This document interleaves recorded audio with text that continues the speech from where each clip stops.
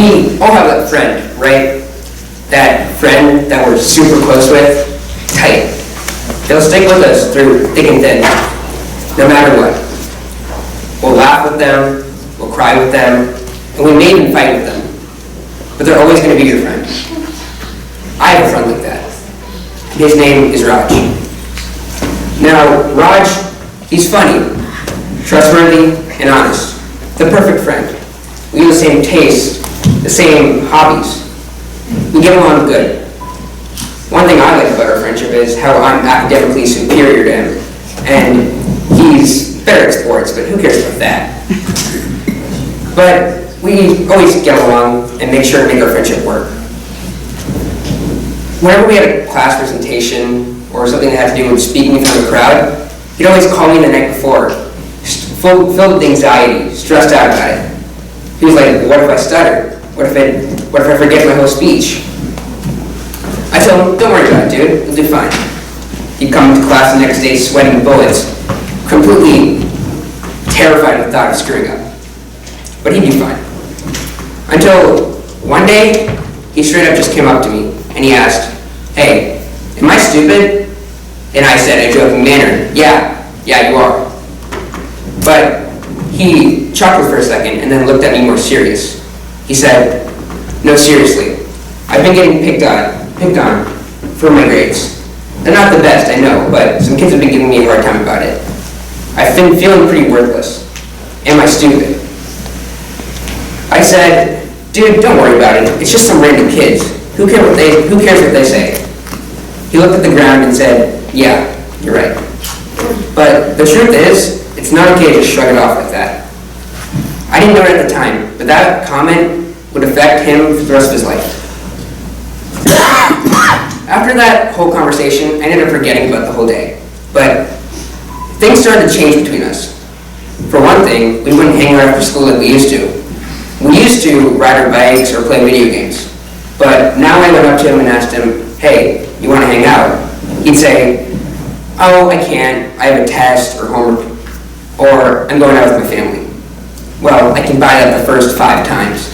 But if it keeps happening every day, I'm going to catch up. I went and asked his mom about it, and his mom said, well, he'd come home from school and go straight to his room.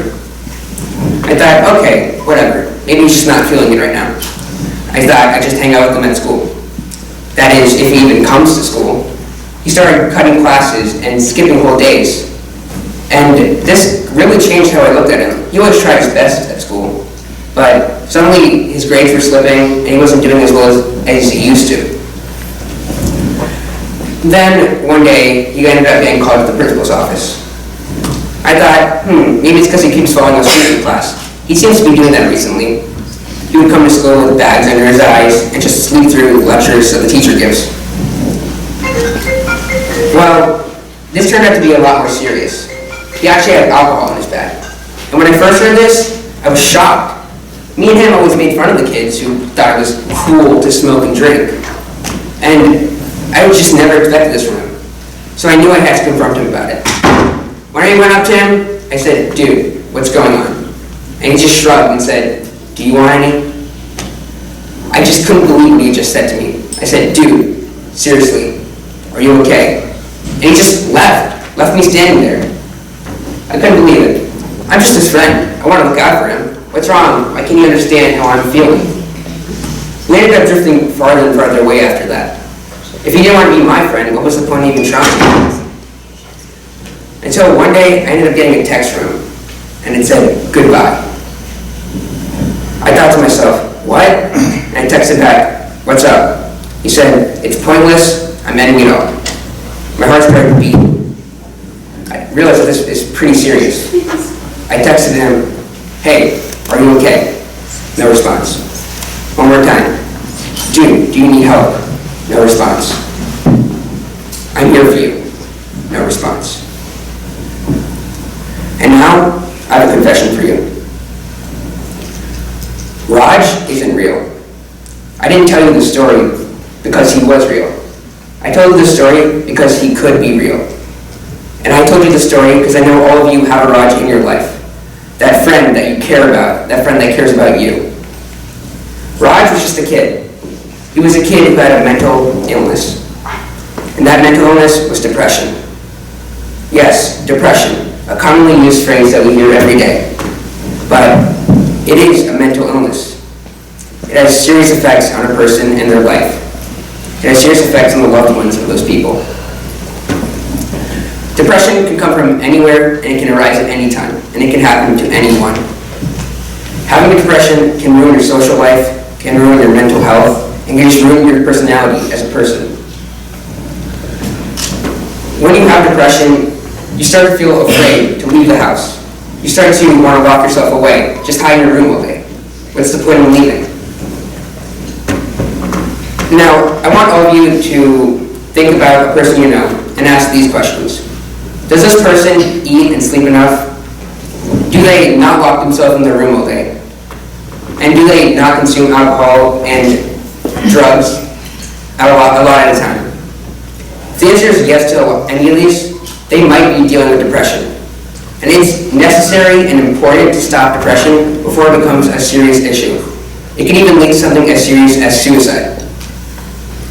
And if you realize that you do have depression or someone you know has depression, I cannot stress this enough, seek help. Seek psychiatric help or a psychologist. They know what they're doing, they know how to help you. People in today's world see it as a taboo.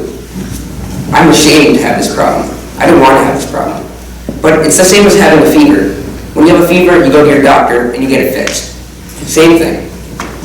And there are organizations who are helping people with these illnesses. One organization I'd like to talk about today is Samin.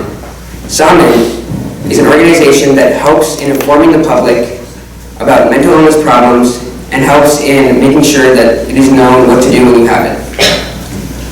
Thanks to its founder, Dr. Makija, they are dedicated in making sure that people who have mental illness are not ashamed of it, and they're able to get help and realize what they have. Now, I'd like to ask all of you to do one thing today.